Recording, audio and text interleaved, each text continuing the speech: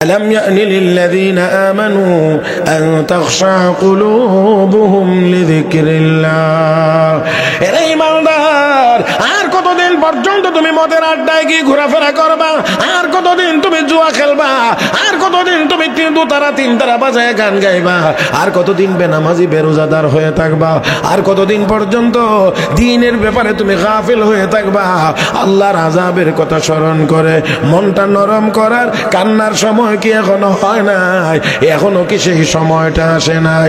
অর্ধ মাতাল অবস্থায় তিনি জবাব দিচ্ছেন, বালা ইয়া রাব্বি কাদ আন, বালা ইয়া রাব্বি কাদ আন, বালা ইয়া রাব্বি কাদ আন। প্রভু গো, হ্যাঁ সময় এসেছে, হ্যাঁ সময় এসেছে, হ্যাঁ সময় এসেছে।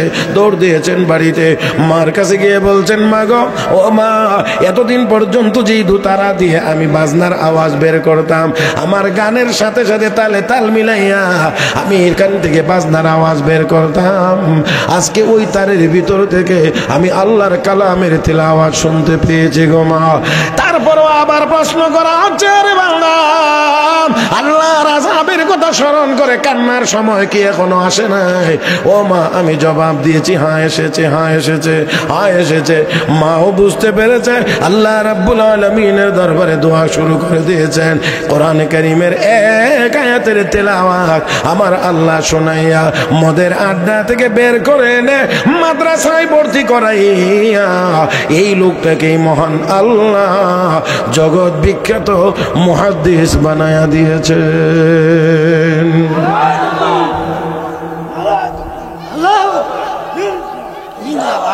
ও মুসলমান, ও মুসলমান, লক্ষ্য করে দেখেন, সেই আব্দুল্লাহ ইবনুল মুবারক রাহমাতুল্লাহি আলাইহি বড় ধনী বাবার সন্তান ছিলেন, জমিদারের সন্তান ছিলেন, বিলাসী জীবন যাপন করতেন, দামি কাপড় চোপড় পরিধান করতেন। এমন কাপড় উনি দেখতেন শুধুমাত্র যে আমি যে কাপড়টা পরেছি এই কাপড়টা আবার আর কেউ পরে ফেলে কিনা। যদি দেখতেন অন্য কারো গায়ে এই কাপড় দেখা যায়, সাথে সাথে এটা পাল্টায় আরেকটা তিনি পরতেন। এজন্য হযরত আব্দুল্লাহ ইবনুল মুবারক রাহমাতুল্লাহি আলাইহি বলতেন, আমাকে আল্লাহ যতদিন হেদায়েত দেন নাই ততদিন পর্যন্ত আমি যত দামি কাপড়ই পরিধান করেছি আমার ভিতরে কোনো শান্তি প্রশান্তি আমি পাই নাই। সবসময় টেনশনে থাকতাম, না জানি আমার চেয়ে আবার দামি কাপড় কেউ পরে ফেলেছে, না জানি আমার কাপড়টাই সে আবার পরে ফেলেছে। এই জন্যে সবসময় আমার ভিতরে একটা অস্থিরতা অশান্তি কাজ করতো।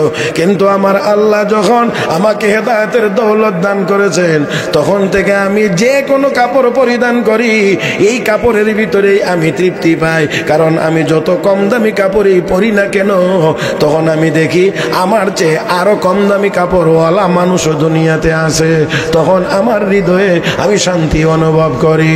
হে মুসলমান, সহজে বোঝার জন্য বলি, আল্লাহর এক বান্দা জুতা নাই, হাঁটতেছে কষ্ট লাগে, গরিব মানুষ হাঁটে কষ্ট লাগে, এই জন্য মনে মনে আল্লাহ আমাকে তো গরিব বানাইলা, এক জোড়া জুতা পায়ে দিয়েও হাঁটতে পারি না। মনে মনে এই কষ্ট নিয়ে আল্লাহর কাছে এই কথা বলে বলে মনে মনে সামনে পথ চলছে যাইতেছে। কতটুকু গিয়ে দেখে রাস্তার পয়েন্টে এক লোক ভিক্ষা করে, তার দুইটা পা ওই নাই। বুঝেন নাই? কি নাই? এবারটার কি নাই? এবারটার জুতা নাই। আল্লাহ আমার তো জুতা নাই, হাঁটতে বড় কষ্ট, এমন গরিব বানাইলা। সামনে গিয়ে যখন দেখছে রাস্তার পয়েন্টে এক লোকের পা নাই, ভিক্ষে করছে, এই লোক, আল্লাহ তোমার দরবারে শুকরিয়া, জুতা না থাকলে নাই, আমার দুইটা পাও তো তুমি সঠিক রাখছো। এই জন্যে দুনিয়ার ক্ষেত্রে নিচের দিকে তাকাও, মনে শান্তি আসবে। ও দুনিয়ার ক্ষেত্রে নিচের দিকে তাকাও, মনে শান্তি আসবে। দ্বীনের ক্ষেত্রে উপরের দিকে তাকাও, তাহলে ইবাদতের আগ্রহ বাড়বে। মানে আমরা উল্টাটা চলি, খালি কয়েক টাকা বেশি, বাড়ি ঘর বেশি, বিল্ডিং বড়, আর এই করতে করতে কোনো ভালো মন্দের কোনো পার্থক্য নাই, হালাল হারামের কোনো চিন্তা ভাবনা নাই।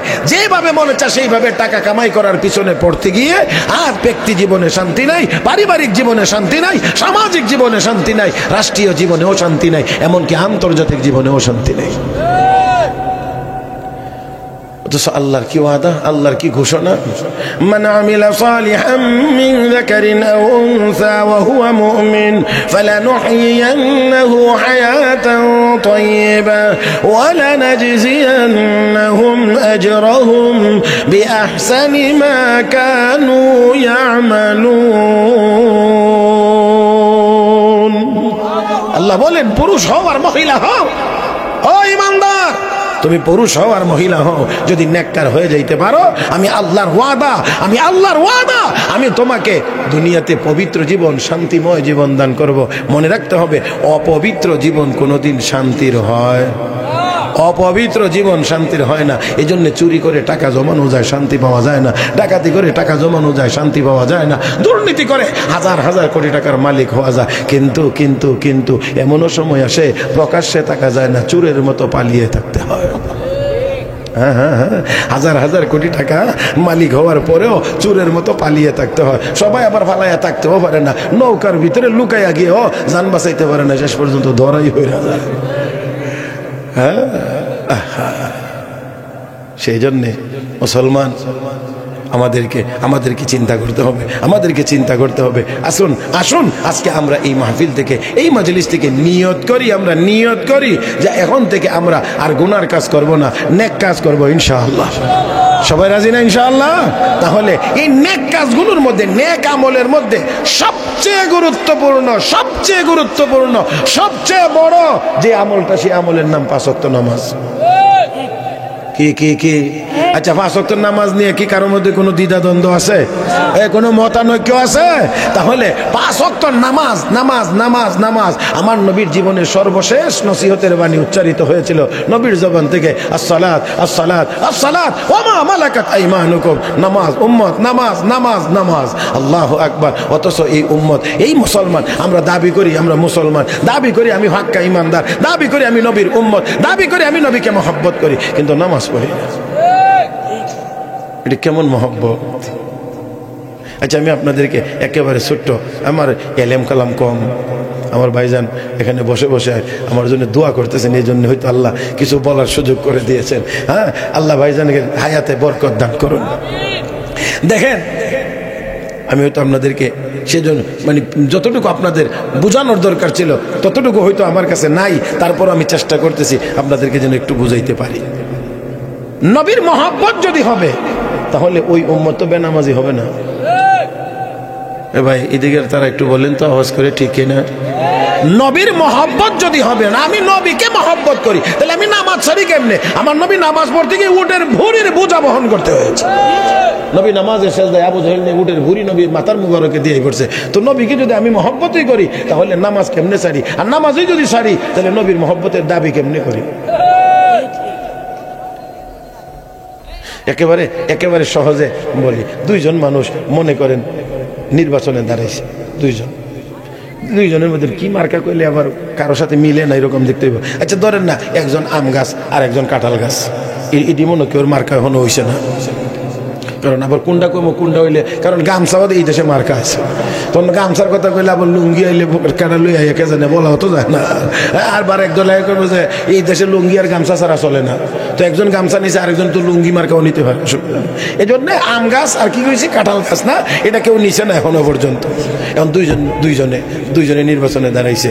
এখন এলাকায় গেলে কিছু কিন্তু অতি উৎসাহী লোক আছে, আরে ভাই আপনারা কইছে আপনি এইদিকে আসা লাগবে না, এই দিক খেয়াল রেখে আমরা আসি না এখানে। দেখেন গেলে প্রার্থীরা গেলে এরকম কিছু আছে দান্দা, মানে এটা কইয়া বুঝাইছে বাবা আমার এই এলাকায় না আইলেও চলবো, এর মতো এরকম 2-4 কর্মী থাকলে আমার আর এইদিকে আমার কোনো দরকার নাই। এইভাবে করে যাইতে যাইতে যাইতে যাইতে একবারে ভোটের দিন, তো প্রার্থীরা ভোটের দিন কিন্তু একটু এলাকা একটু ঘুরে ঘুরে খোঁজ নেওয়ার চেষ্টা করে, তো ওই পাগলের আবার পাইছে। এখন পাগলের দিকে ভাইজান আগেই না করছি আপনি এইদিকে আওয়া লাগবে না, এই দিকটা খেয়াল রেখে। এখন এবার একটু রসিকতা করে, আরে পাগল ভোট দিস আপনি? কবাই দিছি। তো যে বেটা সাথে কথা হইতেছে এ বেটার মার্কা হইলো কাঁঠাল গাছ। ভোট দিস আপনি? কই দিছি। কই দিস? আম গাছে। হ্যাঁ, আচ্ছা আপনাদের কাছে এই বিচারটা দিলাম, এই বেটা যে এতক্ষণ কইতাছে যে ভাব দেখাইতেছে, মহব্বতের যে নমুনা দেখাইতেছে, এই নমুনার সাথে কাজে মিলছে নি? এখন যে বেটা শুনছে ভোট দিয়েছে কই আম গাছে, এতে করে প্রার্থী খুব খুশি, কথা না কি বলবে, ধমক দিয়ে বলবে তাই পাগল রাখ, আর কথা বলার দরকার নাই, তুই ভোট দিছ তো আম গাছে আর ভাব দে আসামার সাথে, তোর এই মহব্বত আর ভালোবাসার দরকার নাই। ও মুসলমান, আমি নবীকে মহব্বত করি, আমি নবীকে ভালোবাসি, হাজারবার বলি আমার মধ্যে যদি নবীর সুন্নত না থাকে, আমার মধ্যে যদি নবীর নামাজ না থাকে, তাহলে নবীও হাসরের মাঠে বলবে তোর মতো উম্মতের মহব্বতের দরকার নেই। ভাগ ভাগ ভাগ।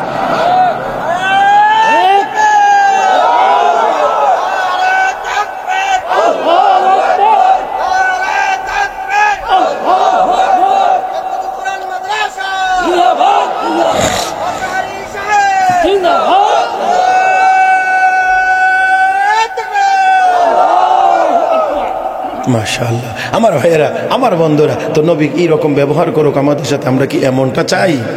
হ্যাঁ, হাউজে কাউসারের কথা বলছেন না? হ্যাঁ, হাউজে কাউসার আপনার মনটা চায় না মনে না? ওই দিকের কোনারা কয় না, মনে লাগতো না ভাই। হাসরের মাঠে আমার নবীর পানি ছাড়া আর কিন্তু কোনো পানির ব্যবস্থা কথা কন কন কন আছে? নাই নাই নাই, ওইখানে কোনো মিনারেল ওয়াটার নাই, ফ্রেশ নাই, মাম নাই, এডি নাই। হ্যাঁ, এখানে নবীর হাতে হাউজে কাউসারের পানি পান করাবেন, নবী পান করাবেন। বলছেন না আনিয়াতুহু কাআদাদিন নুজুম, আকাশের তারকা সম পরিমাণ গ্লাস থাকবে। সাহাবীরা বলেন আতারিফুনা ইয়াউমা ইযিন ইয়া রাসূলুল্লাহ, ওগো নবীজি ওই দিন কোটি কোটি মানুষ থাকবে, ওই দিনকে আপনি আমাদেরকে চিনতে পারবেন, আমরা আপনার উম্মত, পানি পান করাবেন, আপনি চিনবেন কেমন করে? আল্লাহর নবী বলেন হ্যাঁ, আমি অবশ্যই তোমাদেরকে চিনব। নাম লাকুম সিমাউন, তোমাদের নিদর্শন থাকবে, এই নিদর্শন দেখে আমি বুঝতে পারবো এটা আমার উম্মত, আমি তাকে পানি পান করাবো। কি নিদর্শন? নবী বলেন গুররাম মুহাজ্জালিন মিন আসারিল ওযু, আমার উম্মত যারা 5 ওয়াক্ত নামাজ পড়বে, নামাজের জন্য ওযু করবে, ওযুর অঙ্গগুলো যেগুলো পানি দিয়ে ধোয়া লাগে, ওযুর অঙ্গগুলোকে আমার আল্লাহ কিয়ামতের ময়দানে পূর্ণিমার চাঁদের মতো উজ্জ্বল বানায়া দিবে। আমি দেখে চিনবো এটা আমার উম্মত, এটা আমার উম্মত। আমার তখন নবী পানি পান করাবেন। তাহলে বলেন নবীর হাতে হাউজে কাউসার পান করতে হলে নামাজ ছাড়া, কয় না নামাজ ছাড়া না, নামাজ পড়তে হবে, নামাজ পড়তে হবে। তাহলে আজকে নিয়ত আছে তো ইনশাআল্লাহ নামাজ পড়বো? সবার নিয়ত আছে তো? নিয়ত আছে তো? আল্লাহ তুমি কবুল করো, আরে আল্লাহ তুমি আমাদের সবাইকে 5 ওয়াক্ত নামাজ হিসেবে কবুল করো। ও মুসলমান, নামাজ ছাড়া তো কোনো উপায় নেই। আসেন, আমি যেই কথা দিয়ে শুরু করছিলাম, সময় খুব দ্রুত ফুরিয়ে আসতেছে, এই জন্যে আমি কথাটা একটু ফিনিশিং দিতে বলছিলাম। এই নেক আমল করলে লাভ কি আল্লাহর না বান্দার? মান আমিলা সালিহান ফালিনাফসি, যে ব্যক্তি নেক আমল করবে তার নিজের লাভ হবে, নিজের উপকার হবে, অনেক উপকার। আমি এর মধ্যে মোটা দাগের একটা দুইটা একটু সামান্য বলার চেষ্টা করি। এর মধ্যে একটা উপকার হলো, যেই লোকটা নেককার হবে, সারা পৃথিবীর সকল মাখলুকাতের সামনে, এমনকি আসমানের ফেরেশতা, সমুদ্রের তলদেশের মাছ, গর্তের পিপিলিকা, সকল মাখলুকের কাছে আল্লাহ ওই নেককার মানুষটাকে দামি বানায়া দিবেন। আমরা তো দামি হইবার লাগি টাকা খুঁজি, চুরি করে হোক, ডাকাতি করে হোক, দুর্নীতি করে হোক, বেশি টাকার মালিক হওয়া লাগবে। কেউ মনে করি এই বড় চেয়ারটাই বসতে পারলে আমি দামি। কত দামিরা যারা দাপড়ে মানে রাস্তাঘাটে গরু ছাগলও থাকতো না, এখন এরার হাতে হ্যান্ডকাপ, পায়ে ডান্ডা বেরি। হ্যাঁ জি, তাহলে এটা দামি হওয়ার ব্যবস্থা না। এই জন্য আমি মাঝে মাঝে একেবারে দেখাই, আপনারা দুইজন ব্যক্তির নাম বলি। একজনের নাম বেলাল, একজনের নাম আবু জাহেল। এই দুটোটার নাম শুনছেন না আপনারা? হ্যাঁ, আবু জাহেল তো শ্রীমঙ্গল নাই, কোনো মানুষের নাম নাই, এটা তো নাই। ওই হ্যাঁ, এই জন্যে এই আবিটা পাইবেন না। তবে বেলাল নামের লোকের অভাব নাই, কথা ঠিক না? তো যাক, এখন আমি আপনাদেরকে যে বেলালের কথা বলছি, এটা এই শ্রীমঙ্গলের এখন 2025 সালের বেলাল না, এখন থেকে 1500 বছর আগের এক হাবশার কৃতদাস কালো বেলাল। আমি সেই বেলালের কথা বলছি। বেলাল কালো, দেখতে বিশ্রী, সুন্দর না মোটেও। 2 নম্বর হলো বেলাল গোলাম, 3 নম্বর হলো বেলাল গরিব। আবু জাহেল সুন্দর, আবু জাহেল ধনী, আবু জাহেল নেতা। এটা দেখেন তো, স্বাভাবিকভাবে খেয়াল করলে ধনী আবু জাহেল, সুন্দর আবু জাহেল, নেতা আবু জাহেল, বেলাল গরিব, বেলাল কালো, বেলাল দাস গোলাম। তিনটা যেটা আছে বেলালের মধ্যে, তিনোটাই বাহ্যিকভাবে সম্মানের বিরোধী। কাল্লা, নিগ্রু, তারপরে গরিব, তারপরে আবার গোলাম। তাহলে কোনোটা ওই দামের না, সম্মানের না। কিন্তু আবু জাহেল সুন্দর, আবু জাহেল ধনী, আবু জাহেল নেতা, তিনোটাই সম্মানের। কিন্তু দেখেন এত কিছু থাকার পরেও এবার আপনারা বলেন সম্মান কি আবু জাহেলের বেশি না বেলালের বেশি? হ্যাঁ, তাহলে বুঝতে হবে সম্মান আসলে কিসের মাধ্যমে নির্ধারিত হয়।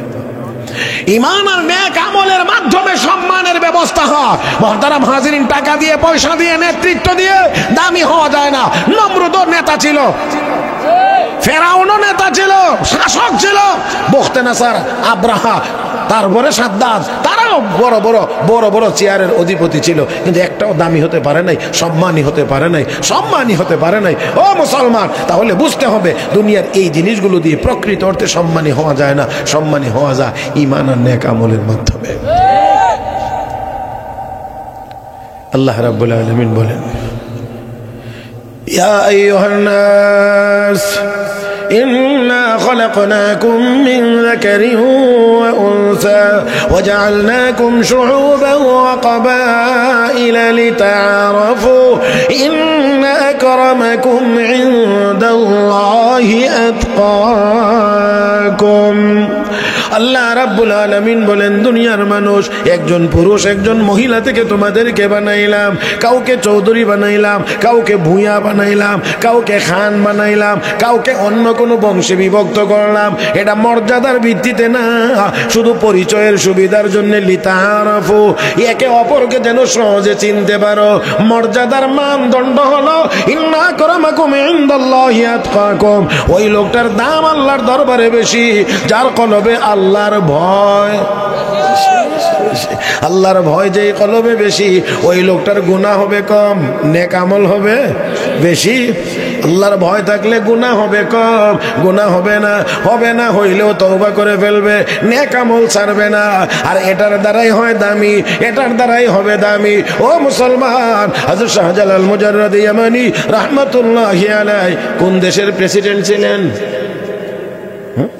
প্রধানমন্ত্রী ছিলেন, মন্ত্রী ছিলেন না, না এমপিও ছিলেন না, চেয়ারম্যানও না।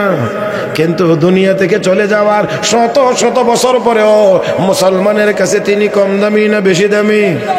হ্যাঁ হ্যাঁ হ্যাঁ, বেশি দামি। কত রাষ্ট্রপতি, কত শিল্পপতি মরে গেছে গা, সারা জীবনে কেউ নামলো না। এরপরে আর কেমনে বললে আমরা বুঝবো যে আসলে সম্মানের পথ কোনটা, সম্মানের পথ কোনটা? ও মুসলমান, আমি আসলে এটা বলাটা মনে হয় ঠিক হবে না, তারপরেও মানে বলে ফেলি। কালকে এক মাহফিলে বয়ান করতেছি, সর্বশেষ মাদ্রাসার জন্য একটু চান্দা করছি। এক মুরব্বী মানুষ অনেকের জন্য দিতেছে 100 200 100 200 করে দিয়ে, সবাই অনেকের জন্য। সর্বশেষ 100 টাকা দিয়ে আমার দেখায় কইতেছে, হুজুরের হায়াত দারাজির লাগি এই শেষ 100 দিলাম। আল্লাহ, মনটা তখন এত বড় হয়ে গেছে যে আমরার মতো এই নাদান ব্যক্তিদের জন্য আমাদেরও হায়াত দারাজি কামনা করে এই আল্লাহর বান্দা মাদ্রাসায় 100 টাকা দান করছে। আমার তো মনে হয় না বাংলাদেশে কোনো মেম্বার, চেয়ারম্যান, এমপি, মন্ত্রীর হায়াত দারাজির জন্য কেউ টাকা পয়সা দিয়ে 2000 আমরা এমপি সাহেবের হায়াত দারাজি লাগিয়ে দিল। হ্যাঁ, বরঞ্চ আরো উল্টাটা, অনেকের তো সামনে সামনে সার কয়, মাল না দিলে সার এক কদমও লড়ে না। হ্যাঁ, দেয় সময় তো সারই কিন্তু বের হয়ে যাওয়ার সময় আবার আল্লাহ তোমার আজরাইলে কত ভালো মানুষ লয়ে যায়, এই কুত্তাটা নিতে পারে না।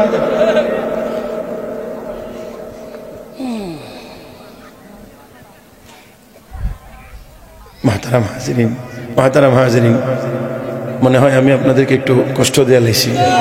হ্যাঁ, একটু বিরক্ত হয়ে গেছেন না? আলহামদুলিল্লাহ, আলহামদুলিল্লাহ, সুম্মা আলহামদুলিল্লাহ। তাহলে আসুন আসুন আমরা নিয়ত করি, গুনার কাজ আর করবো না ইনশাআল্লাহ, নেক কাজ করব। এর মধ্যে বড় নেক কাজের নাম 5 ওয়াক্ত 5 ওয়াক্ত 5 ওয়াক্ত কয়দিনে 5 ওয়াক্ত প্রতিদিন আমার নবী কো সাহাবীরা কারো বাড়ির সামনে যদি একটা চলমান নদী থাকে আর ওই নদীটার মধ্যে যদি ওই বাড়িওয়ালা দৈনিক 5 বার গোসল করে তার শরীরে কি কোনো ময়লা থাকবে? না হুজুর, 5 বার চলমান নদীতে একটা মানুষ যদি গোসল করে তার শরীরে আবার কেমনে ময়লা থাকবে? ইয়া আইয়ুহাল্লাযীনা আমানু লা তুলহিকুম আমওয়ালুকুম ওয়ালা আওলাদুকুম আন যিকরিল্লাহ ওয়া মান ইয়াফআল যালিকা ফাউলাইকা হুমুল খাসিরুন ওয়া আনফিকু মিম্মা رزقناكم من قبل أن يأتي أحدكم الموت فيقول رب لولا أخرتني إلى أجل قريب فأصدق وأكن من الصالحين ولن يؤخر الله نفسا إذا جاء أجلها والله خبير بما تعملون আল্লাহ রাব্বুল আলামিন বলেন, ইমানদারেরা তোমাদের সহায় সম্পদ, তোমাদের সন্তান সন্ততি তোমাদেরকে যেন আমার জিকির থেকে গাফেল করে না দেয়। যদি করে দেয় ক্ষতিগ্রস্ত হয়ে যায়বা। কে বলেছেন? মহব্বতে বলেন, কে বলেছেন? সন্তান সন্ততির পিছনে পড়ে, টাকা পয়সা দুনিয়ার পিছনে পড়ে যদি আল্লাহর জিকির থেকে, ইবাদত থেকে গাফিল হয়ে যাও, ক্ষতিগ্রস্ত হয়ে যায়বা, তাহলে বোঝা গেল ইবাদতের পথটা হলো লাভবান হওয়ার পথ। আর আমরা ইবাদত বাদ দিয়া টাকার পিছনে দৌড়াই আর মনে করি লাভ করতেছি, আল্লাহকে ক্ষতি হইতেছে আর আমরা মনে করি লাভ হইতেছে। এই মনে করার দ্বারা কোনো কিছু হয় না, যেটা বাস্তবে হয় সেটাই আসল। মনে করার দ্বারা হয় না। আমি আপনাদেরকে একটা ছোট্ট কথা শোনাই। এক ব্যক্তি মুরব্বী মানুষ, পাশে 2 যুবক ছেলে নিয়ে খাইতে বসছে। একজন যুবক হইলো তার ছেলে, আর একজন হইলো দামান, বুঝছেন না? এখন তরকারির বাড়িতে ডিম আইছে 2টা, লোক কয়জন? 3 জন। বন্টন করবে কেমনে? মুরব্বী তো চিন্তা করতেছি বন্টনের দায়িত্বটা তো আমার কান দিয়ে আইসা পড়বে, যেহেতু আমি মুরব্বী। এই জন্য উনি একটু চিন্তা করতেছে আগেই, ডিম কেমনে কি করব। 3 জন, এক একটা ডিম যদি 3 বন্টন করা হয়, 3 টুকরা করা হয়, তো ডিম আর ডিম থাকে না। একটারে 2 টুকরা করলে মোটামুটি একটা হয়। এখন সমস্যা হইলো আস্তাটা কারে দেব? 2 টুকরা করলে তো 2 জনকে 2টা দিলাম, এখন আস্তাটা কে নেই? এখন মুরব্বী হিসেবে যদি আমি নেই তো দামান আর ছেলে দুজনই বেজার হয়ে কইব, আব্বারে দিছিলাম দায়িত্বটা বন্টনের, নিজের ভাগটা বড় রাখছে। সমস্যা না? এখন যদি দেই দামান রে, ছেলে কইব মা আমার চেয়ে দামানের দাম বেশি। যদি দেই ছেলে রে, তো দামানে কইব নিজের ছেলে তো ওই জন্য ওনারে দিয়ে দিছে। এখন এই তস্ততা তো দামান বেটা আছে না, একটু চালাক আর কি, বুঝতেছে যে শ্বশুর তো একটু ইতস্ততার মধ্যে আছে। এই জন্য শ্বশুর আব্বা কি হয়েছে, মনে করেন না 3টা ডিম কি করতো, মনে করতো 3টা ডিম আছে, কয়টা? 2টা। কেমন ফাঁকনার ফাঁকনা? কয়টা বলে মনে করতো 3টা। তো শ্বশুর মিয়া কি আর কম ফাঁকনা হয়েছে? এত মুরব্বী হয়েছে, এখন 2 জনে 2টা নিছে, নিজে একটা, ছেলেরে দিছে একটা। দামান বেটা খালি। এখন দামান কিছুক্ষণ পরে মানে আমার ডিম, বাবা ডিম তো 2টা ছিল, একটা আমি নিছি, একটা ছেলেরে দিছি, তুমি মনে মনে ডিমটা খাই। মনে করা যাবে অনেক কিছু, কিন্তু বাস্তবতার সাথে মিলাইতে হবে। দুনিয়ার পিছনে দৌড়াইবে তো ক্ষতিগ্রস্ত হবে, আর নেক আমলের পিছনে দৌড়াইবে তো লাভবান হবে। মনে করা এক জিনিস, বাস্তবতা আর এক জিনিস। আল্লাহর রহমতে আমরা এখনো সাহস করে বলতে পারি এদেশের হক্কানি উলামায়ে কেরাম, বুজুর্গানে দ্বীন, আল্লাহওয়ালা যারা ইমানদার নেককার, এখনো পর্যন্ত তাদের হাতে সম্পদ কম থাকলেও বেশি সম্পদওয়ালাদের চাইতে তারা বেশি আরামে এবং শান্তিতে আছে। ভুল বলি নাই তো? হ্যাঁ, ভুল বলি নাই তো? মুহতারাম হাজিরিন, সম্পদ যত বেশি, অশান্তি তত বেশি বেশি বেশি বেশি বেশি। কারণ এটা শান্তির জিনিস না। এই জন্য আমার আল্লাহ কো আলা বিযিকরিল্লাহি তাতমাইন্নুল কুলুব, জিকিরের দ্বারা, ইবাদতের দ্বারা, তেলাওয়াতের দ্বারা, দরুদের দ্বারা কলবে শান্তি আসে। আর কলবে শান্তি তো সব সব শান্তি। যদি কলবের ভিতরে শান্তি না থাকে, সারাটা দুনিয়া দিলেও তার শান্তির কোনো ব্যবস্থা হবে না। এই জন্যে দুনিয়াদার যারা হয়, দুনিয়া নিয়ে যারা ব্যস্ত হয়, তাদের আরো লাগে।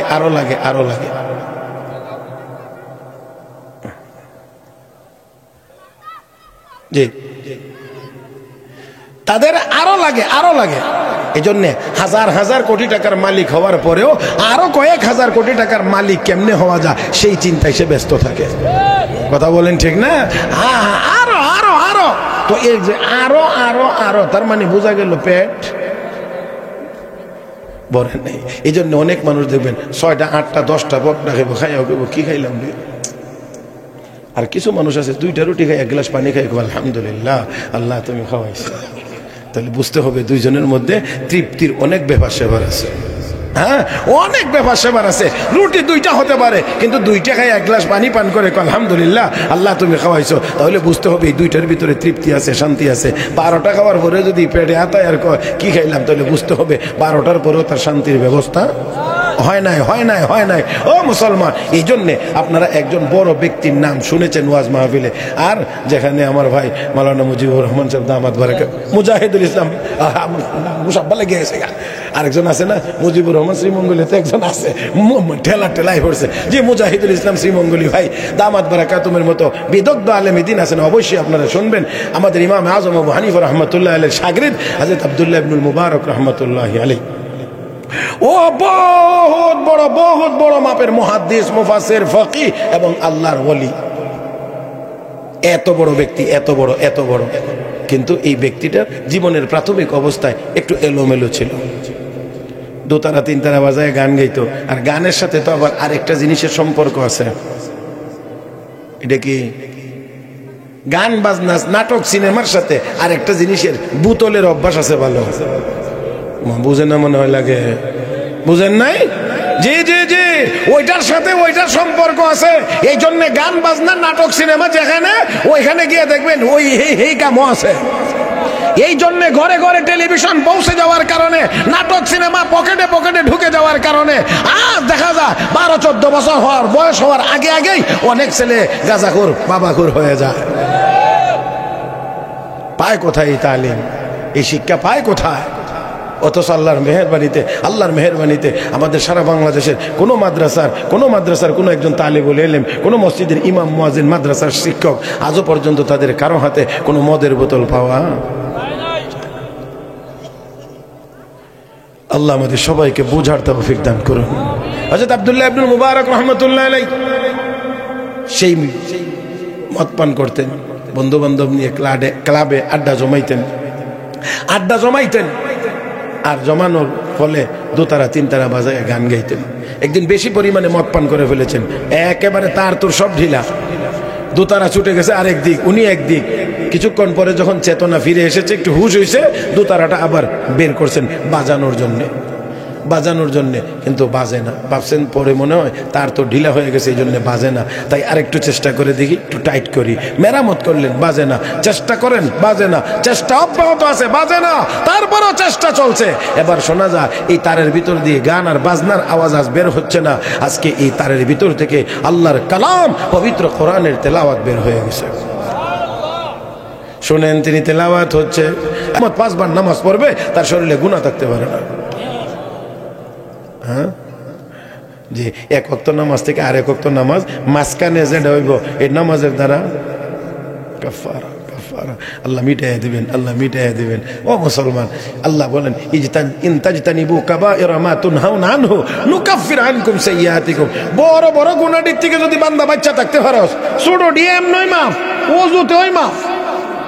আল্লাহ, আপনারা মনে হয় খেয়াল করেন না, উলামায়ে কেরাম তো অবশ্যই বর্ণনা করেন। তিরমিজি শরীফের খুব সম্ভবত একেবারে প্রথম হাদিস, হ্যাঁ, যে হাদিসের মধ্যে ভাই ওই যে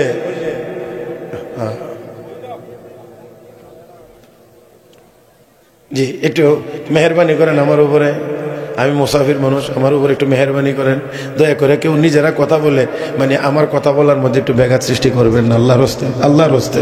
আমি আর যা কিছু হে মুসাফির। জি, তো এই জন্যে সুবহানাল্লাহ, এই বুজুর্গরা কেমনে থামাইতাম আমি? দেখিও না, যদিও না দেখি, তারপরও আমি মহব্বতের হাত তাদের মাথায় রেখে বলছি, দয়া করে এখানে দাঁড়ায় কেউ কথা বলবো না।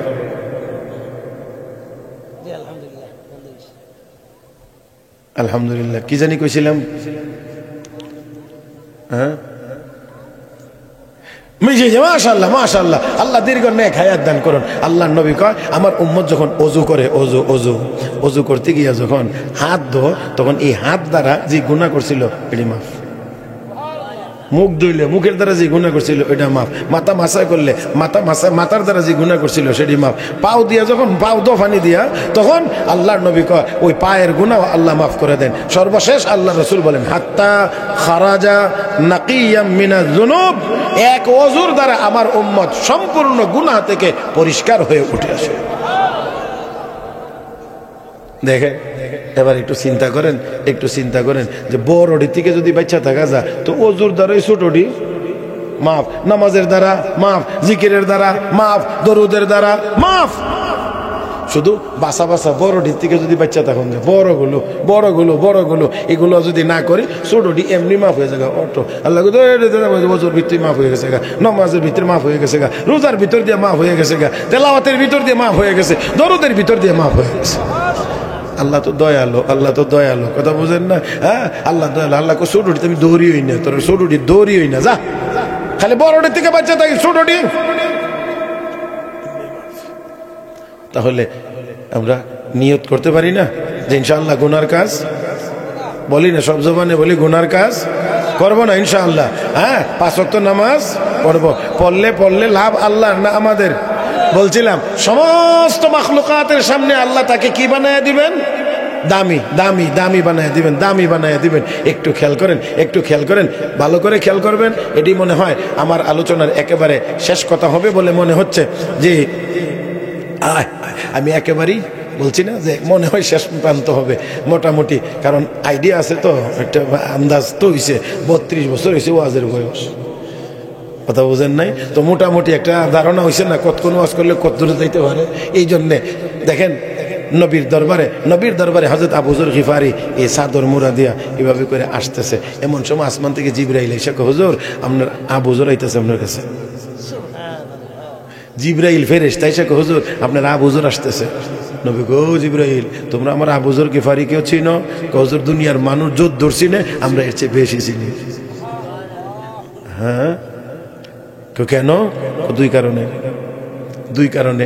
এক কারণ হলো কি, নিজেকে ছোট মনে করে। আবু যর গিফারি যখন আপনার দরবারে বসে, সাহাবীদের মজলিসে বসে, তখন নিজেকে সবচেয়ে ছোট মনে করে। আর আমরা মসজিদে গেলে মনে করি আমি এই যুগের আব্দুল কাদের জিলানী, আর হেডি কিচ্ছু জানে না, নিজের তো বড় মনে করি। এই জন্যে সে তো দামি। আর এই যুবকেরা, এবারেও বলছি বিশেষ দৃষ্টি আকর্ষণ, একেবারে আমার দিকে তাকায় শুনতে হবে। ওগো নবী, আবু যর গিফারির আরেকটা কাজ হলো সে বেশি বেশি কুল হুয়াল্লাহ সূরাটা তিলাওয়াত করে। হ্যাঁ, সূরা ইখলাস। এটা সবার জানা থাকার কথা, জানি না সবাই? জি। বিসমিল্লাহির রহমানির রহিম। কুল হুয়াল্লাহু আহাদ, আল্লাহুস সামাদ, লাম ইয়ালিদ ওয়া লাম ইউলাদ ওয়া লাম ইয়াকুল লাহু কুফুয়ান আহাদ। নবী বলেন এই সূরাটার ব্যাপারে, নবী বলেন সূরাতুল ইখলাস তাদিলু সুলুসাল কুরআন। সূরা ইখলাস কোরআন শরীফের 3 ভাগের 1 ভাগ। অতএব 3 বার পড়লে, 6 বার পড়লে 2 খতম, 9 বার পড়লে 3 খতম, একসাথে এক বসায় 10 বার তিলাওয়াত করলে আল্লাহর নবীকে জান্নাতে বালাখানা তৈরি হয়। পারবো না? এটা কি কঠিন আমল? সহজ। তাহলে কুল হুয়াল্লাহ সূরা ইখলাস বেশি বেশি করে তিলাওয়াত করব। নবীর এক সাহাবী এক মসজিদের ইমাম, তো ইমামতি করতে গিয়া সূরা ইখলাস একদিনও বাদ দেন। তো সাহাবীরা গিয়া নবীর কাছে কই, ইয়া রাসূলুল্লাহ, আপনার দেওয়া ইমাম সাহেব একদিনও কুল হুয়াল্লাহ সূরা বাদ দেন, প্রতিদিন পড়ে। নবী সাহাবীকে ডাকাইলেন, সাহাবী একদিনও বলে সূরা ইখলাস বাদ দাও না? কই না। কেন? এই যুবকেরা, কান পেতে শুনবার কথা, কান পেতে। হযরত রাসূলের সাহাবী বলেন, ইয়া রাসূলুল্লাহ, ইন্নী উহিব্বু হাযিহিস সূরা, নবী গো, কোরআনের এই সূরাটাকে আমি খুব বেশি ভালোবাসি। যুবক, জীবনে কত কিছুকে ভালোবাসলাম, এটাকে ভালোবাসি। ওই নায়ক, ওই গায়ক, ওই নায়িকা, ওই গায়িকা, ওই অমুক, ওই তমুক, তারে আমি খুব ভালোবাসি। অমুক রে বললাম, কেউ কেউ বাংলাদেশে মেসিরে ভালোবাসে, হ্যাঁ, রোনাল্ডো রে ভালোবাসে, নেইমার রে ভালোবাসে, আর মানুষ বেঁচলে না ভালোবাসা। হ্যাঁ, পৃথিবীতে তোমার কাছে আর কোনো মানুষ লাগছে না। আমি আপনি বলার কথা না, এটা লজ্জায় বলার কথা না, তারপরে বলছি। তোমরা যারা যারা অনেকে এই সমস্ত ফুটবলারদেরকে ভালোবাসো, এই ফুটবলারদের একটু ইতিহাস জানি না দেখো। এমন ফুটবলারও আছে যার বান্ধবীর ঘরে বাচ্চা 4টে হয়েছে, বুঝেন নাই? বান্ধবীর ঘরে, তার বান্ধবীর ঘরে তার বাচ্চা হয়েছে, বউর ঘরে না। ওই মুসলমানের বাচ্চা তো হয় বউর ঘরে, আর তাই হয়েছে বান্ধবীর ঘরে। তাহলে আপনার শ্রীমঙ্গলের কুত্তার বাচ্চার যেই হালত, তার বাচ্চার তো সেই হালত। তুমি কারে ভালোবাসো? হ্যাঁ, শরম লাগা উচিত। নেইমারের কাটিং এ চুল কাটো, রোনাল্ডোর কাটিং এ তুমি চুল কাটো, আর দাবি করো আমি নবীকে মহব্বত করি। ধিক্কার জানাই তোমার এই মহব্বতকে। তোমার কাছে তোমার নবীর মাথা পছন্দ হয় না? তোমার কাছে তোমার নবীর মাথা পছন্দ হয় না, নেইমার আর রোনাল্ডোর মাথা পছন্দ হয়। ওই স্টাইলে চুল কেটে তুমি নবীকে মহব্বত করো, থাপড়ায় দাঁত ফেলাই দিব আসরুদ্দিন নবী। বেয়াদব, তুই আমার মাথা তোর কাছে পছন্দ হলো না। যেই মাথার চেয়ে সুন্দর মাথা আল্লাহ দুনিয়াতে আর একটা বানান নাই। যেই নবীর চেহারা মুবারকের চেয়ে সুন্দর কোন চেহারা আমার আল্লাহ বানান নাই। সেই নবীর চেহারা তোমার কাছে ভালো লাগলো না, তোমার কাছে ভালো লাগছে রোনাল্ডোর মাথা আর নেইমারের মাথা আর ওই মেসির মাথা। আবার দাবির বেলা আমি নবীকে মহব্বত করি, লজ্জা হওয়া উচিত। আল্লাহ আমাদেরকে বোঝার তৌফিক দান করুন। উলামায়ে কেরাম আছেন, আমার নবীর চেহারা মুবারকের চেয়ে সুন্দর কোন চেহারা আল্লাহ বানাইছেনও না, বানাইবেনও না। আমার আপনার নবীর উপরে শুধু নবুয়ত খতম, এটাই না, নবুয়ত এসে শেষ নয়, আমার নবীর উপরে এসে হোসন জামালও খতম, সৌন্দর্যও খতম।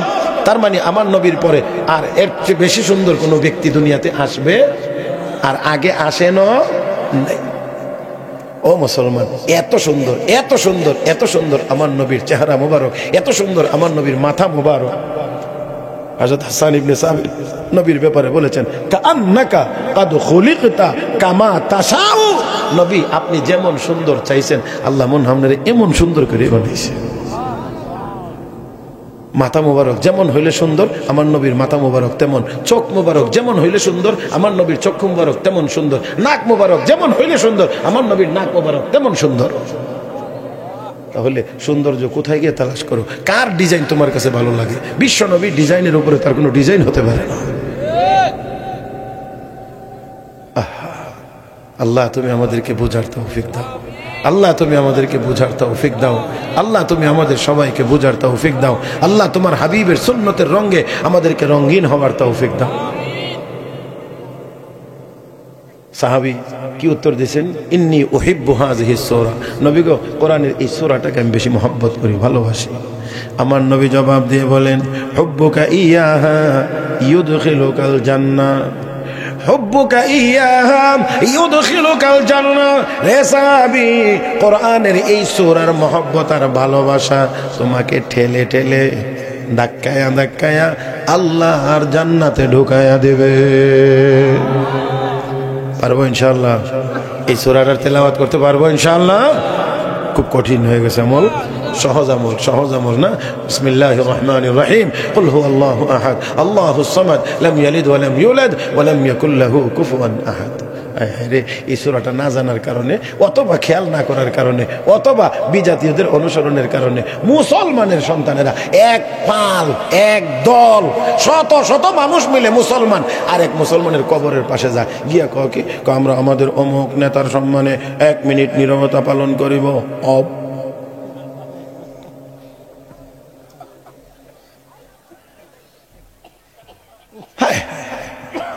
আমাদের খুব দুঃখ হয়, কষ্ট হয়। 1 মিনিট সময় আমি ঘড়ির কাঁটা 1 মিনিট ধইরা আমি হিসাব কইরা কইরা দেখছি 1 মিনিটে আমি একটু দ্রুত বললে 1 মিনিটের ভিতরে সূরা ইখলাস 12 বার পড়তে পারি। আল্লাহর রহমতে 12 বার পড়তে পারি। আমি ঘড়ি দইরা দইরা পড়ছি, একেবারে সেকেন্ডের কাটার দিকে তাকায়া তাকায়া আমি পড়ছি 12 বার পড়তে পারি। বাদ দিলাম 12 বার, 6 বার তো আপনারা পড়তে পারবেন, তাও বাদ দিলাম 3 বার তো পড়তে পারবেন।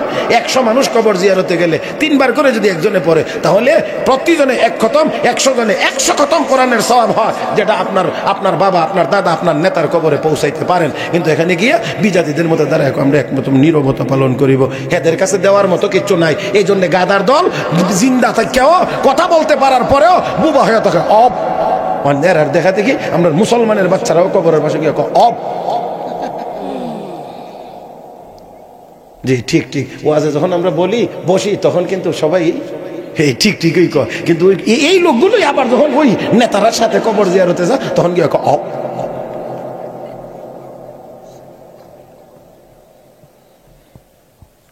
আমার ভাইয়েরা, দয়া করে এই কাজটা করবেন। এই 1 মিনিট সময় আপনি 3 বার সূরা ইখলাস পড়েন, আপনার সাথী লোকটাকেও বলেন 3 বার সূরা ইখলাস পড়তে। 100 জন গেছেন, 100টা কোরআন খতমের সওয়াব হবে। এই সওয়াবটা মৃত ব্যক্তির নামে দিয়া দেন, ওই ব্যক্তি কবরে শুয়া 1 মিনিটের ভিতরে 100 কোরআন খতমের সওয়াব হতে পারে। আপনার এই 100 কোরআন খতমের সওয়াবের দ্বারা আল্লাহ উসিলা তার একবারে মাফ করে দিতে পারে। যা, তোর যে মানুষ এত মহব্বত করে 100 খতমের সওয়াব তোর বকশায়া দিল, তাই আমি আর তোরে আযাব দিয়ে লাভ কি, মাফ করে দিলাম, যা।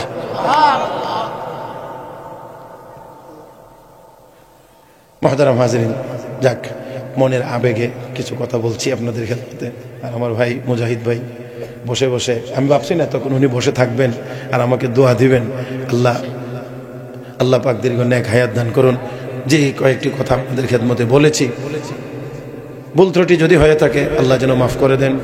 আর আমলযোগ্য কোনো কথা যদি থাকে আল্লাহ যেন আমাদের সবাইকে আমলের তৌফিক দান করেন। মহব্বতের সাথে সবাই বলি আমিন। শেষবারের মতো আবারও আপনাদের কাছে আহ্বান জানাইতে চাই, আমরা সবাই